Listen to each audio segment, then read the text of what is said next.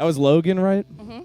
Logan. So that's I got Kelsie here from Natural Rat. We just did your live session, and there's some good tunes that are played, and we're gonna try to dissect them. Maybe find out what makes them rock so hard. All right. So, we were just playing a song, Logan. Mm-hmm. Is there anything, like, what was your mindset, like, kind of writing that song? You want, like, it's got a lullaby feel to it, I feel like. Yeah, I graduated from a place called Logan High School in Logan, West Virginia, which is in the southernmost part of West Virginia, and it's a very small, very dying and dead town, and I hate to go there, so I wrote that song about hating to go there. Hating to go there. Yeah, but So it's like the juxtaposition. it's also kind of like I love it there. At the same time, it's like comforting. So I think that's where the waltzy part of it comes out, because it's like a nice little feel, but also I'm like I fucking hate it here. So you're like, glad I did it. Kind of. Okay. Well.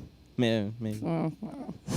I don't want to read too much into it. Oh yeah. Get into a therapy session. Yeah. Let's talk about it. But those chords are really nice.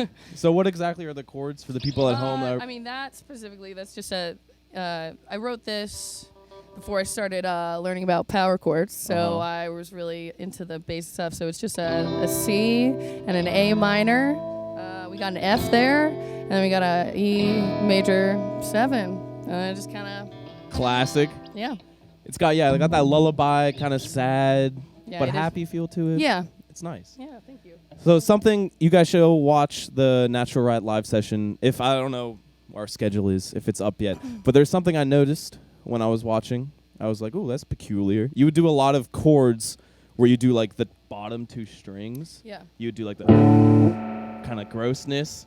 I don't remember which. I think it was what's the first track on the EP? On the EP, what's the first one?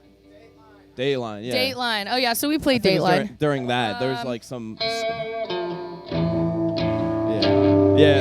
one. It's so gross. Yeah. What is it? What are you exactly so playing? that's an F, A minor, and then it's kind of like a G-ish. But I kind of like to be on those low boys, Do you do that because like because you're just a 3-piece, so you're trying to like fill out the sound a little more, because it like takes up just so much.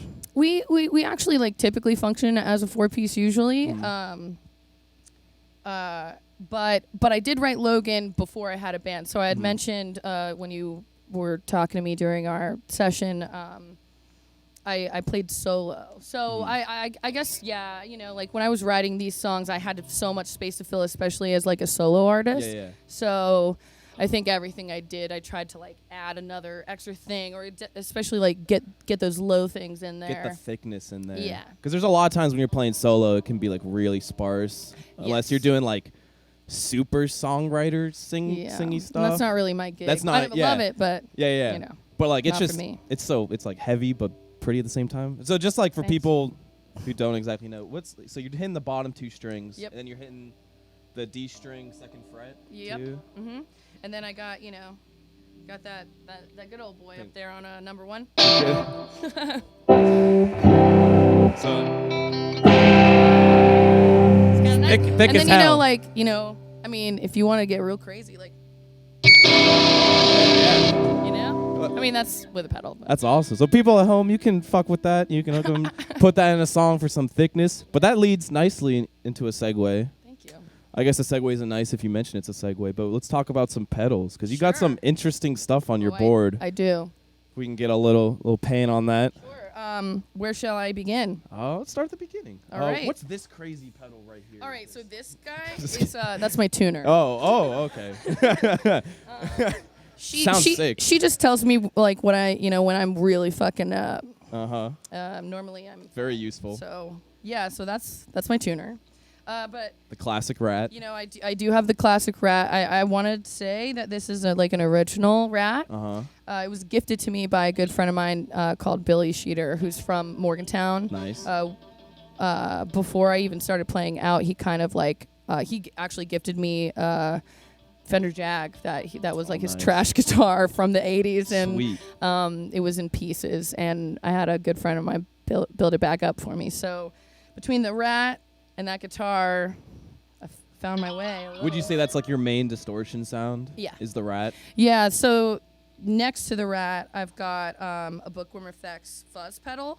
That pedal actually belongs to my bassist, Ivy, but for today's purposes, we switched. I play typically out of a Fender Blues amp. And The Blues Juniors? Uh-huh. The little guys? Yeah. I like it. It's the only thing I can carry. So I can't really... I have a Big Muff fuzz, but Classic. it doesn't really translate well. It kind of like breaks up with such a small amp. That's so my problem with Big Muffs a lot is they get lost in the mix a lot. They Yeah. sound sick on their own, but then you Yeah. play with a band and it's like And can't hear anything. I always play with so many pedals at the same time, so Yeah. it kind of just doesn't work. I'll figure it out. I'll Yeah. get a new amp probably eventually, but So what are these gray pedals you got going on? all The right. nameless So ones. these are also Bookworm Effects pedals. Granted, excuse me. As you can see, there's no designs on them. The fellow who makes these, I at the time I had only had a Rat, and I had I think it was like a Halo reverb. I can't remember.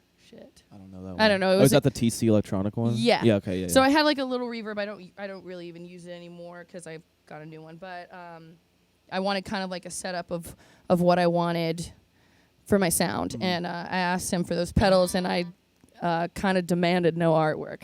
So I mean, I wrote my own shit all over it. But I've got a gain here. It's like a lighter gain. Yeah, it's nice. And, it's just kind of like I basically don't play without it. Yeah. Like Oh, ever. so it's like always on type of thing? Yeah. Okay, Yeah. At all times. So that one's always on. Just kind of adds like a nice tone, I think. And especially like with this Dano, which I play primarily. Sick guitar, by the way. Thank it's you. so sick. It's amazing. And then next to it, I've got a delay distortion. Ooh. So I don't actually use the distortion part because I've got my Rat.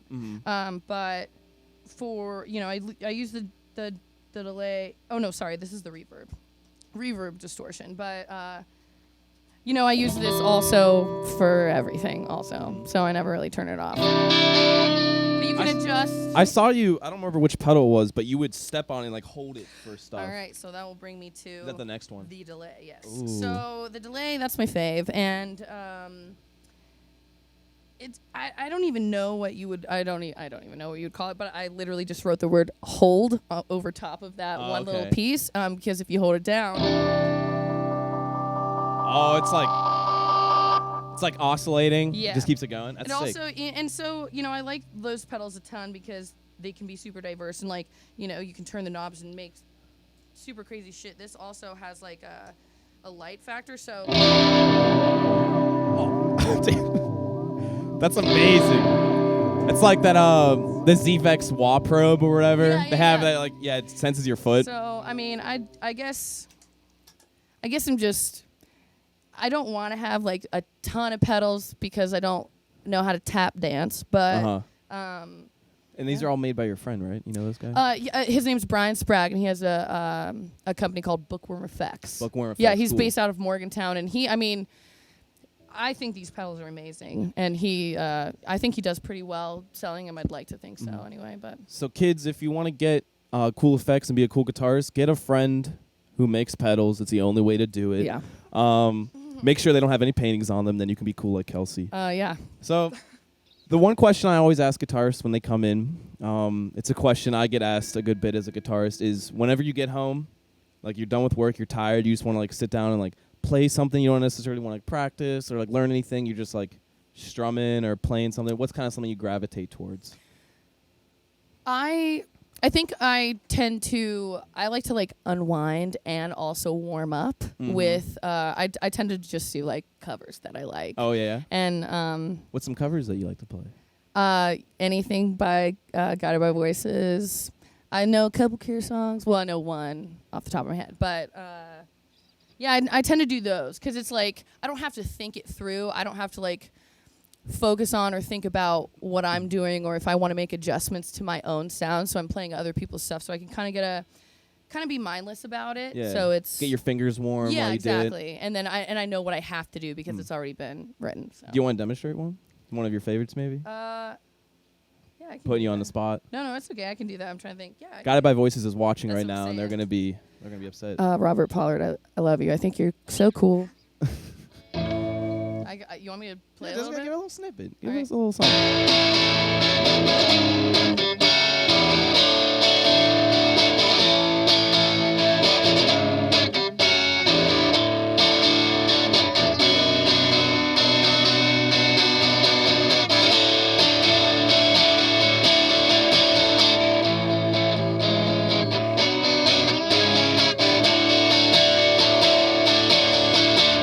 That's one. Actually, I've heard that song. I think Game Pricks. you I might did. have posted on Instagram, and I was like, "Oh, what's this?" Because I think that song's saved somewhere on my phone. Oh yeah. It's sick. I love that.